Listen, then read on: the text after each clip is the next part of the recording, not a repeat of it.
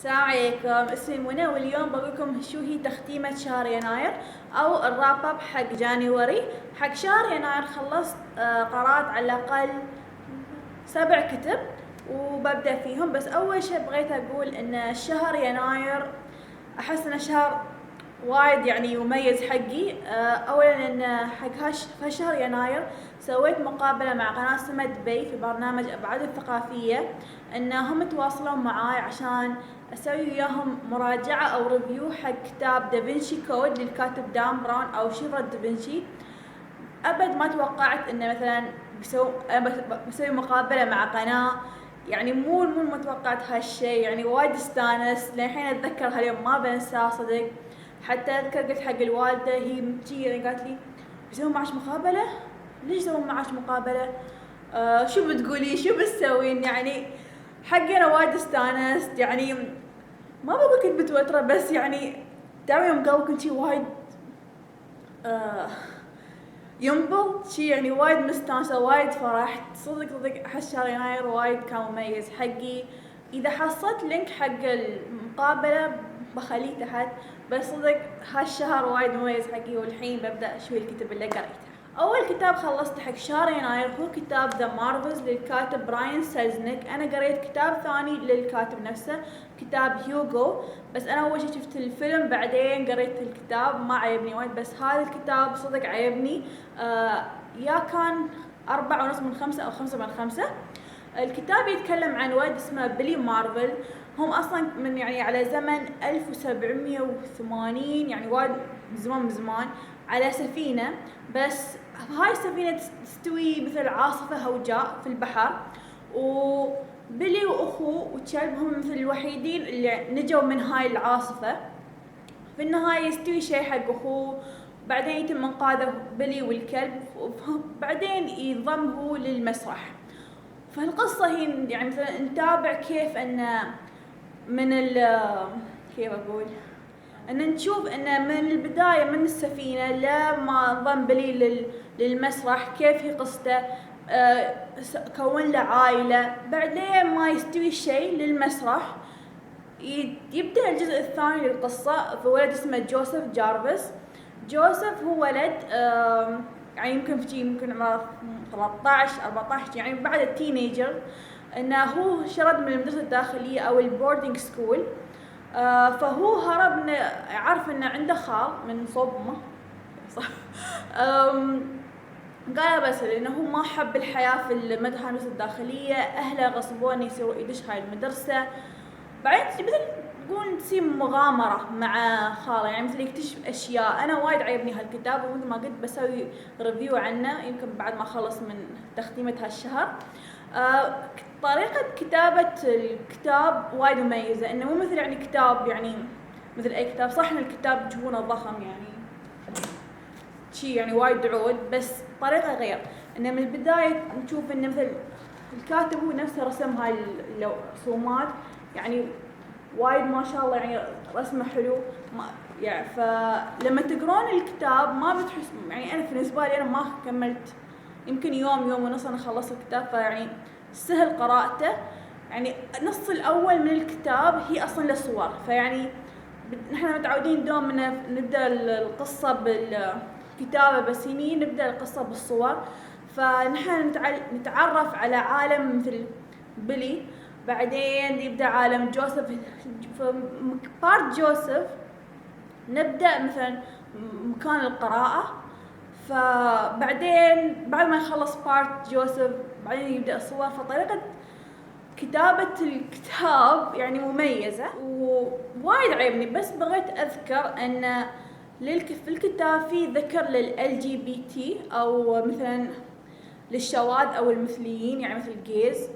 أنا بغيت أقول إن أنا ما عندي مشكلة، أو يعني أنا عادي عندي أقرأ هاي الكتب، بس أنا بغيت أقول إن يمكن في ناس ما يحبون مثل هاي الكتب. حقي أنا عادي عندي كتاب يعني قريته يعني يختلف وايد. أنا بس بغيت أقول إن في هالكتاب إحدى الشخصيات تقول حق الشخصية الثانية إني أنا حبيت هالشخص أو هالرجال وعشت معاه في هالبيت وبس. يعني ما في مثلا بيقول إيحاءات أو أي شيء، لا، بس إنه قال بس إنه هو قال حق الشخصية الثانية أن أنا حبيت هالشخص وعشت معاه في هالبيت.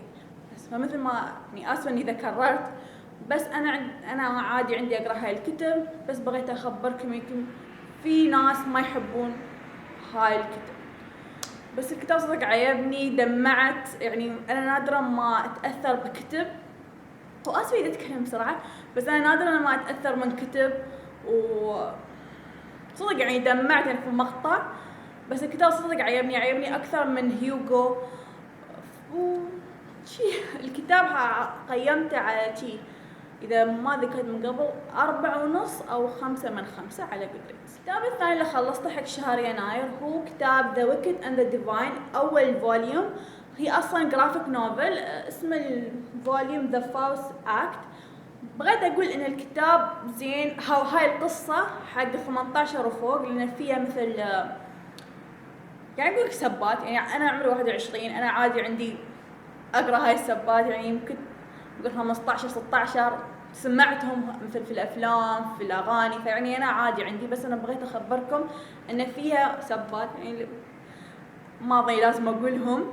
وغيرها مثل في المحتوى شوي يعود، فيعني بغيت يعني أخبركم، لأن بعد كم من صفحة في كلمة قالت يعني مثل شيء أنا استغربت، يعني وايد تفاجأت انصدمت لدرجة إني عدت الجملة مرتين بغيت أقراهم، حتى قلت حق ربيعتي هي ضحكت ولا ضحكت؟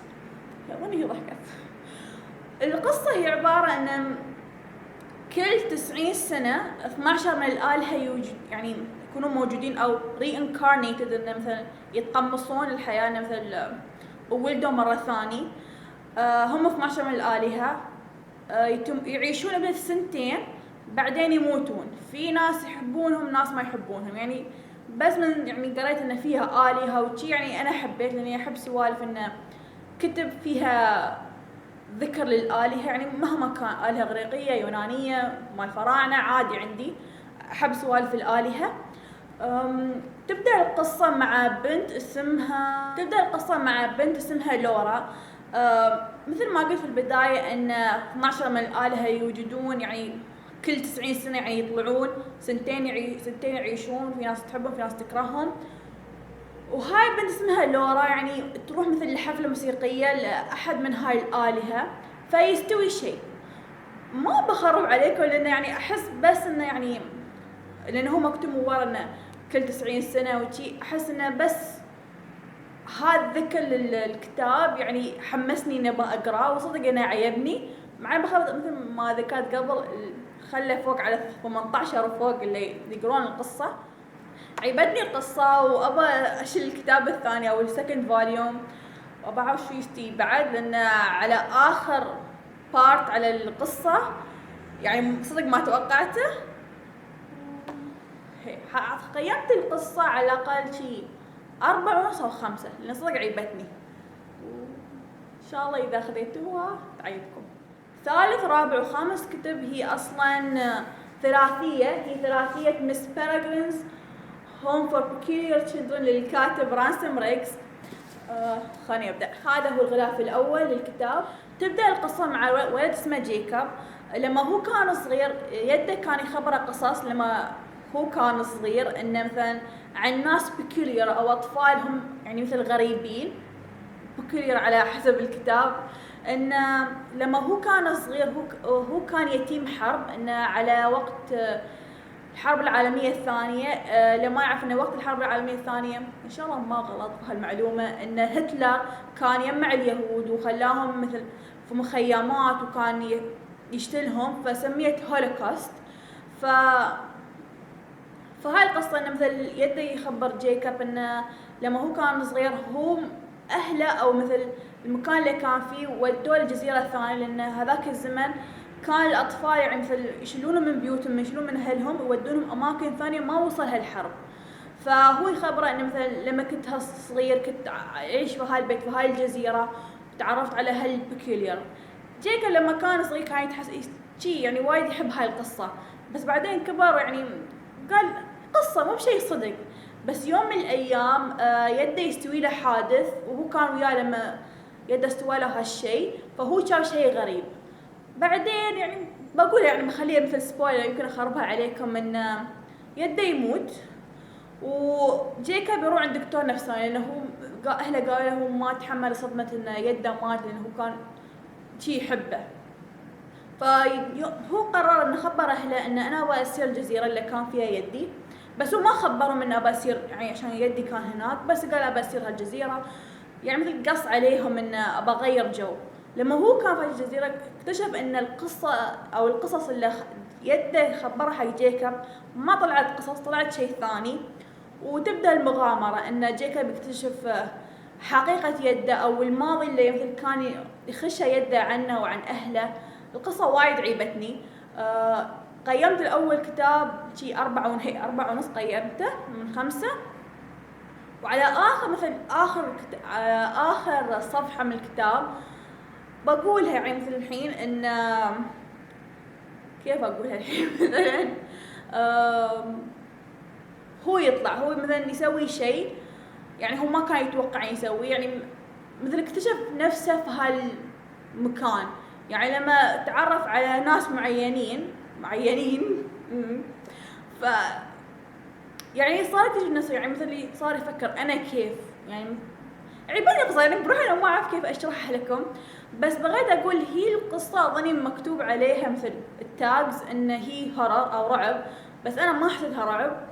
يعني صح ان الصور يعني مو بتخرع، يعني وايد غريبة لان مو بالصور احنا متعودين عليها، مثلا نشوف هاي الصور الابيض والاسود مال الماضي القديم، يعني شويه غير. حتى الكاتب بروحه قال ان شيء من الصور اصلا ان احنا لاعبين فيها في الفوتوشوب، شيء الصور الباقيه اصلا مو بلاعبين فيها، اصلا صور صدقيه. فانا صدق استغربت، يعني وايد انصدمت انه صدق كان في ناس شي في هذاك يعني مثل ايام 1940 يعني قبل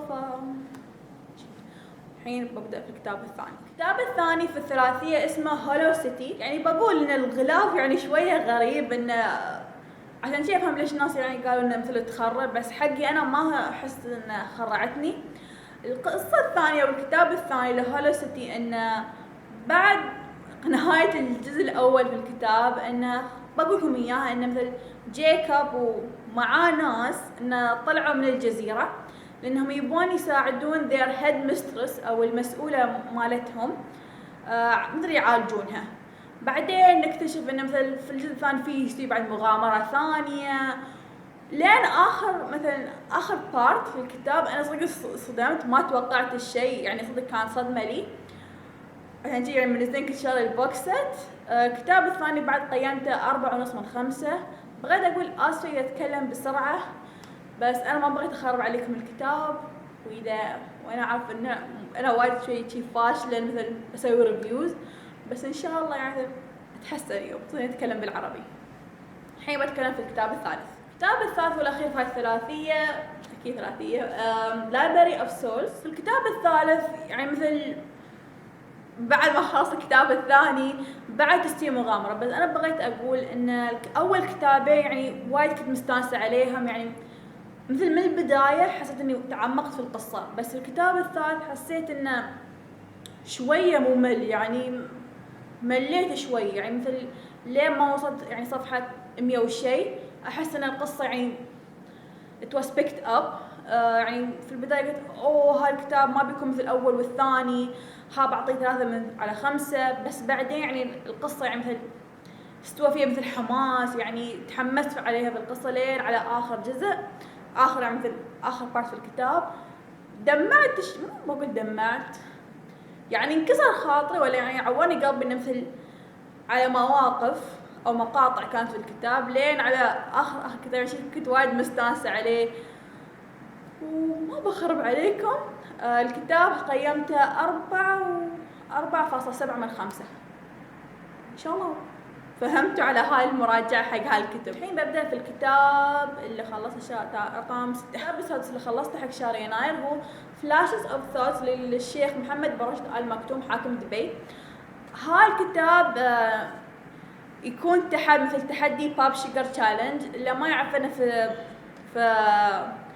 اللي بغيت اسويه حق 2016 حق موضوع الكتب، انه بغيت اشارك مثل في تحدي باب شيجر. تحدي باب شيجر انه على الاقل في 40 او 50 تحدي. واحد من هاي التحديات ان اقرا كتاب ترجم للانجليزي، وهو هالكتاب اصلا كتاب بالعربي هو مضات من فكر للشيخ محمد بن راشد آل مكتوم حاكم دبي. هالكتاب انا وربيعتي يوم كنا مشاركين كنا متطوعين في مهرجان طيران الامارات للكتاب. كان حصلنا هالكتاب على اخر يوم بعد ما خلصنا من التطوع، حصلناه قلنا بنشله. هاي يعني مثل شيء مقتطفات او مثل نبذه من الكتاب ومضات من فكر. هو بالانجليزي كيف اقول يعني مثل ما اعرف كيف افهم، يعني مثل هو انسبريشنال، يعني مثل مذكرات. هالكتاب يعتبر مثل مذكرات. كيف اقول مثل ما اعرف كلمه انسبريشن بالعربي نسيتها. ان يعني خليكم مثل تشجعون، يعني في مثل في الكتاب نفسه انه مثلا عن القادة، إذا تبون تكونون مثل قادة لا كونوا يعني مثل بادروا إنه مثل في إذا كان مشروع ولا شيء، يعني مثل كونوا مثل الليدر في هالجروب. يعني إذا تبون تسوون شيء سووا، لا تستسلموا، يعني لأن لو استسلمتوا ما بتسوون شيء، ما بترومون تحققون شيء. يعني وايد صدق الكتاب عجبني، قيمته 4.7 من 5. يعني ما اعرف شو اقول عنه لانه صدق جدا رائع.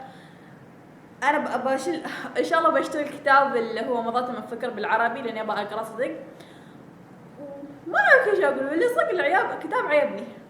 وصل الكتاب الاخير حق شهر يعني مثل حق السنه 2016. انا قررت مثل ماي بوكش ريزولوشن ان كل شهر اقرا كتاب بالعربي. والكتاب اللي اخترته حق هالشهر شهر يناير هو كاد حزني يقتلني للكاتبة عليا البلوشي. كتاب صدق عجبني. نحن يمكننا كنت في مثل work placement حق الكلية، الحين تخرجت خلصت. ان هي كلمة الكتاب لما يدها توفى الله يرحمه، ومثل يعتبر مثل مذكرات. ان صدق الكتاب وايد عجبني، تأثرت دمعت عليه، يعني ممكن حتى صحت وانا نادرة ما اصيح او ادمع في كتب. ان هي كانت يعني مثل تكلمت ان كيف يعني مثل كيف عائلة امها، كيف عائلة ابوها، ويعني مثل كيف هي ويا يدها، بعدين مثل يدها مرض ورحلة العلاج بعدين توفى. يعني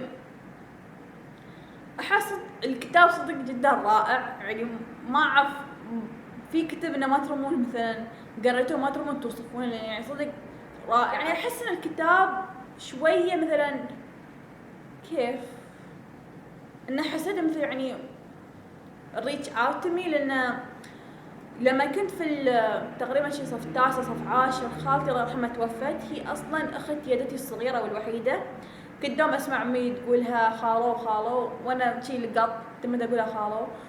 يعني احس ان يعني اعرف الشعور. يعني ابد ما توقعت ان مثلا خالتي انها بتتوفى، صح قضاء وقدر، بس ابد ما توقعت هالشيء. فاحس انه كتاب صدق يعني لازم تقرونه. انا ما ادري اذا برا الامارات رمون تحصلونه، لانها اصلا كتاب من وزاره الثقافه. يمكن اذا هني عندنا مثل معرض الشارقه، معرض ابو الكتاب، يمكن تحصلونه، بس انا ما ادري اذا الكتاب ينباع. بس صدق الكتاب صدق عجبني. غيرها بغيت اضيف ان اشتريت على الاقل 3 كتب لشهر يناير، فبغيت اضيف هالبوك هول في هالفيديو. اول كتاب شريته في شهر يناير هو ذا تريلوجي اوف 2 للكاتبه جمان ملعوب. يعني انا ادري انه رفضته بالغلط لانه ما اعرف الفظ الاسم. سونيا وشارلت هم التوأم. لما هم كانوا صغار ان وحده اسمها تاتي من السيركس حصلتهم وهي ربتهم، فهم لما كبروا يعني شافوهم من صدق عباقرة في الموسيقى. فيعني كان في السيركس انه يعني مثل كانوا يأدون، فبس اكتشفوا بس في الآونة الأخيرة ان كل مرة يوم يعزفون تستوي اشياء غريبة، يعني مثل كأنه سحر. فهاي مثل الكتاب يعتبر مثل مغامرة فينا، مثل على كل مثل كيف اقول انه على كل شابتر انه في مثل رسومات. اعتقد هي الكاتبة نفسها رسمت هاي الصور، مثل براويكم صورة. يعني مثل هاي واحدة الشخصيات اللي في القصة اعتقد هي اللي رسمتهم. يعني شوي رسومات مو وايد يعني منبهرة فيهم، بس خصوصا هذيل الثلاثة. بس يعني احس ان القصة في البداية عيبتني، وانا الحين وقفت يعني شي صفحة 117 ما ادري شي، حسيت اني شوية مليت. يعني اوكي الكتاب يعتبر انه مثل حق الصغار، مثل مكتوب عليه ميدل جريد تشيلدرن، ان هذا الميدل جريد اعتقد اللي مثل صف خامس صف سادس شي لين الاعدادي. وانا ما عندي مشكله اقرا هاي الكتب لان انا عندي سلسله بيرسي جاكسون ذا هيروز اوف اولمبس للكاتب ريك رايوردن، فاحب ما عندي مشكله اقرا كتب ميدل جريد، بس ها مو بوايد شي احس ان ياس اغصب عمري اني ياس اقرا هاي القصه، وبعدين فوقفت شهرين، يمكن شهر فبراير بقراهم ما ادري. ثاني كتاب شريته حق شهر يناير هو كتاب دراكولا للكاتب برام ستوكر. حق شهر يناير انه او حق الماي بوكش ريزولوشن حق شهر 2016 اني قلت كل شهر ابى اقرا كلاسيك، بس للاسف هالشهر ما قريت كلاسيك. يعني بقول لكم صراحه ان اول اسبوعين شهر يناير شي كنت اقرا وكل شيء، بس بعدين احس انه بعد ما خلصت انه ثلاثيه مس بيرغرين ما احس اني بغيت اقرا كتاب ثاني، او يمكن مسبه تريلوجي اوف 2. في اوقات كتب انه ما تخليكم تكونوا في مود القراءه. تم صراحه تميت اشوف مسلسلات مثل لوسيفر، شفت اول حلقه، شادو هانترز، بيني دريدفل. اذا تبغوني اسوي فيديو شو المسلسلات اللي اشوفهم بسوي، بس انا بغيت اقول لكم من الحين ان انا ما اتابع مسلسلات خليجيه صراحه يعني. ان شاء الله في مثل موضوع الكتاب ارد عليه ان شاء الله شهر فبراير ان شاء الله شهر فبراير اني بقرا هالكتاب، وبشوف كتاب ثاني مثل يمكن كتاب أليس إن وندرلاند، لأن عشان بعوض إن فبراير بقرا كتابين، هالكتاب عشان أعوض حق شهر يناير وكتاب ثاني. آخر كتاب اشتريته حق شهر يناير هو ثالث كتاب، كتاب روم للكاتبة إما دانهو. هاي الكتاب يتكلم عن قصة ولد اسمه جاك، هو عمره 5 سنوات، هم أمه يعيشون في غرفة. يعني من جاك كان صغير هو كانوا عايشين بهاي الغرفة، بس يوم من الأيام شي يطلع. أنا صراحة ما قرأت السينابسس لأني أنا شفت التريلر إنه هو استوى فيلم على أواخر 2015، وأبى أقرأ الكتاب قبل ما أشوف الفيلم، فشي تحمست يوم شفت التريلر. بدأت الكتاب شي أقرأ البارحة، يعني الحين وصلت صفحة 6، يعني بعدني توني داشة الكتاب، توني بادي قراءته، بس إن شاء الله يعجبني. إن شاء الله عجبكم الفيديو، ويعني خلوا كومنت تحت شو رأيكم في الكتب اللي قريتها، شو رأيكم بعد في الكتب اللي اشتريتها. إذا أنتم قريتوا أي واحد من هالكتب يعني خلوا تعليق، الحين بتكلم بالإنجليزي. شكرا. Hi everyone, my name is Mana and today I'm going to show you my January wrap-up and book haul. For the month of January, it was a special month for me because I had an interview with Samad Bey, and it's located here in the UAE, and I never expected that I would be interviewed to review a book, and that was The Da Vinci Code by Dan Brown. I still remember the day they contacted me. I was speechless. I was excited. I never thought that would happen. Also, when I told my mom, she was telling me, "What are you going to do? You're gonna review a book? Why you?" I was really happy. I was holding back from telling my friends because I was really excited and I wanted to be a surprise for them. So that's all I want to say, and let's start with the wrap-up. The first book I have finished for January, it is The Marvels by Brian Selznick. He's the author who wrote Hugo. The book talks about a young boy called Billy Marvels.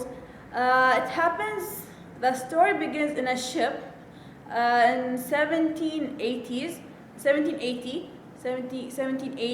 88 something, and that one day he and his brother were performing on the ship, and one day a storm hits, so only he and his brother and his dog are the only survivors, and they were shipwrecked on an island. But something happened to his brother. I'm gonna say that he dies, and he gets rescued, Billy and his dog. So one day he was walking on the street in London, and I think it was in London, yeah, and he stumbles upon the theater, it was newly built, and he became an actor. So the story is from Billy's, the time of Billy until his children, his grandchildren, until one of his descendants that he didn't like acting. He felt he was a failure in acting. I'm gonna review this book but in Arabic. If you want me to review it in English, please comment down below. Back to the book. How can I say it? After like Billy's descendants story ends, the time of Jacob Jarvis starts, and he's a runaway from boarding school. He didn't like his school, so he went to his uncle's house, and he wants to stay there. When he enters the house, there are strange things that are happening there. Like he wants to know more about this house, but his uncle is not telling him anything. I do want to mention that this story mentions LGBT, but it's really subtle. But one of the characters tells the other character, "I like this guy and I lived in this house." That's it. But I really enjoy reading stories about LGBT. And the way that the author Brian writes is that in the beginning, this is similar to Hugo, that the first half of the book are all like pictures. I heard that he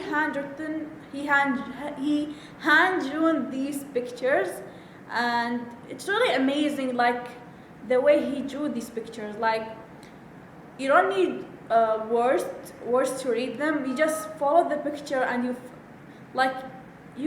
in your own mind you create the words, and until the end, not the end, until the middle, it's been written. Then before it ends, it's back to the pictures. I will say that this book kind of broke my heart in parts. I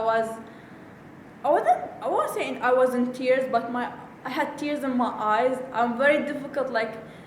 It's very difficult for me to get emotional in a book, but I really did enjoy this book. I gave it either 4.5 or 5 out of 5 stars on Goodreads. The next book I finished for January, it is a graphic novel called The Wicked and the Divine, The Fourth Act. It's the first volume. How can I say? I really did enjoy this graphic novel. The synopsis of the graphic novel is that every 90 years, 12 gods are born or reincarnated. They're alive for 2 years and they're dead. Some people love them, some people hate them. Just from reading there are gods in the story, I was intrigued because I really love stories that mention gods, and I was interested. The story starts with a girl called Laura, and that she goes to the party of one of the gods. But I really did enjoy the story. I gave it 4.5 or 5 out of 5 stars. I can't wait to get my hands on the second volume. I will say that this graphic novel is for 18 up, because I want to say on the first page, maybe in the 4th or 5th page, there's something that's mentioned. And I had to double read the sentence to be sure, because I was laughing so hard. I couldn't believe that it was written, but I did enjoy the story. The next books are actually a trilogy. It is The Miss Peregrine's Home for Peculiar Children by Ransom Riggs. Let me start. The first book is Miss Peregrine's Home for Peculiar Children. It is the first book in this trilogy by Ransom Riggs. The story is that it follows a boy called Jacob, and that when he was young, his grandfather always told him stories when he was younger, that he was a war orphan, and he was living in an island with other children or other peculiar children, and that things would happen. Jacob thought them were really interesting, but then he grew up and thought, oh, they're only stories. But one day something happened to his grandfather, and he was with him on that day, on that incident, and that he decided he wanted to go to the island that his grandfather was when the time of the war, and things start to happen. He began to realize that the stories his grandfather told him might not be stories, it might be real. And the story happens. I gave the first book 4.5 out of 5 stars for me. The second book in the trilogy is Hollow City. Hollow City follows the ending of the first book. That I'm gonna spoil in it, that something happened to something happened to Miss Peregrine and the children, and with Jacob, I feel like I spoiled it to you, they want to find a cure for her, and an adventure happens in London, and how can I say it? The end of the book, the second book, I didn't expect it, I was shocked, so I was really happy that I had the box set to finish reading the trilogy. The second book, I gave it 4.5 out of 5 stars, and I really hope I'm not talking too fast, or something like that. I know I'm bad in reviewing books, but I really hope you understand what I said. The last book in this trilogy is Library of Souls. Now, after the shock of the second book, the third book starts with Jacob, with things happening. I will say that the third book in the beginning wasn't like the first two. I was kind of bored in the beginning, like after maybe 150 pages, I was excited because in my head, oh, this is not gonna be like the first two. I'm gonna give it 3 out of 5 stars. But after it picked up, I was really happy that I finished it. So I gave it 4.7 out of 5 stars. The ending of the book, I was really happy. But there were some parts that I was heartbroken. I felt like it was a betrayal for Jacob, but the ending was really good. It was satisfying. So yeah. The next book I have finished for January, it is Flashes of Thought by Sheikh Mohammed Barujd Al Maktoum. He is the ruler of Dubai. This book falls in the category of the Pop Sugar Challenge, which is read a book that was translated in English, and this is it. This is actually, the first language of the book is actually in Arabic, and it's called ومضات من فكر. And how can I explain the book?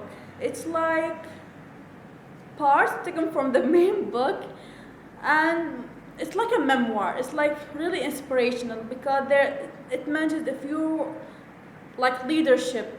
If you want to be a leader, like take the initiative, especially like in a group, be there, like listen to your co-workers or your teammates.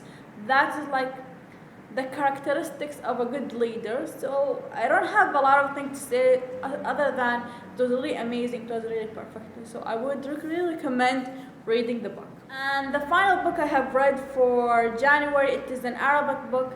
In my bookish resolution that I really wanted to challenge myself, or like I want to read in every month of 2016 that I want to read at least one Arabic book. And for January I have read كاد حزني يقتلني by the writer Ali Al-Balushi. In translation, I really hope it's good, My Sorrow Almost Killed Me. It's like a memoir for her because she written the book when her grandfather passed away. So it's like, as I mentioned, a memoir. She talked about her father's family, her mother's family, her mother's family, and that her relationship with her grandfather, what would her grandfather do, like the bond of family. So I was in tears, I wasn't tears, but I had tears in my eyes while reading this book because she mentioned was her first, like that her grandfather's death was the first death that they encountered as a whole family. Because I remember when my aunt passed away, she's actually my grandmother's youngest and only sister, but my mother always called her auntie, so I picked that up. I also called her auntie, and I still remember that day when she passed away. I was like in 9th or 10th grade. It was like midterms exams, or like final, I think it was final exams, and I couldn't believe it. I know it's like قضاء وقدر, how can I say it in English? It's God's will, but I really felt connected to the story that I don't know how to say it, other than it's perfect, other than it was perfect. She also mentioned that you should be close to your family, you should love them. So yeah. And that's all for my wrap up for January. Now for the book haul part. For my book haul, or like the books I bought in January, are only 3 books that I'm gonna mention them now. The first book I have bought in January, it is the Trilogy of Two by Juman I know I butchered the name, I don't know how to pronounce it. The story followed twin girls called Sonia and Charlotte. They're actually orphaned. A woman called Tati found them. She's actually from the circus, and she raised them. They are considered prodigy in music, or musical prodigies. I think that is right. And that strange things are happening when they perform. So it's like an adventure, and it is a middle grade. I don't mind reading middle grade books. I love Percy Jackson, I love the Heroes of Olympus, but this one, after 117 pages, I got bored. Like I put it down, so I was, I'm not into, like, I won't say it's a DNF, but it's not on my priority to read it now. Or even in February. Maybe I'll put it on my TBR list for February, but who knows. The second book I have bought for January, it is Dracula by Bram Stoker. For my bookish resolution, I wanted to read a classic book per month, but that didn't happen. So in February, I will read 2 classics. Hopefully I will read Dracula, and maybe I'll pick Alice in Wonderland. Probably. So, yeah. The third and final book I have bought in January, it is Room by Emma Donoghue. I butchered the name, I'm sorry. The story follows a young boy called Jack. He's 5 years old. He lives with his mother in a room that is 11 by 11. And I knew about the book because it was turned into a movie, like late 2015. I have yet to see the movie. I wanted to read the book. At the time, I didn't know it was actually a book until I saw it in a bookstore. So I'm really excited to read the book and then watch the movie. If you did read the book, please comment down below if you liked it or not. So that's all for my January wrap-up and book haul. Hope you enjoyed it. Please comment down below if you have read any of the books I have read for January or one of my book haul. And thank you for watching. Bye!